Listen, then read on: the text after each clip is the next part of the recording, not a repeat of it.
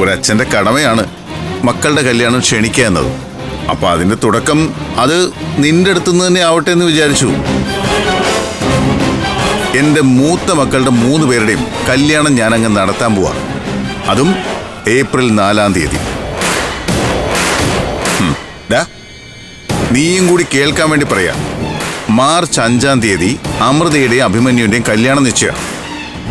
അത് കഴിഞ്ഞ് പിറ്റേ മാസം ആർഭാടമായിട്ട് കല്യാണവും. വന്നാ അടപ്രഥമൻ കൂട്ടി 2 പേർക്കും വയറ് നിറച്ച് സദ്യ കൊണ്ടിട്ട് പോവാം. നാരങ്ങ ഇഞ്ചിക്കറിയും വിളവുന്നുണ്ട്, മടുക്കാതിരിക്കാൻ. താനേ എൻ്റെ പെണ്ണിൻ്റെ കല്യാണ സദ്യ കൂട്ടണ്ട. ഞാനല്ലാതെ അവളെ വേറെ ആരും കെട്ടാനും പോണില്ല. എടാ, നീ അങ്ങ് ഒറ്റയ്ക്ക് തീരുമാനിക്ക.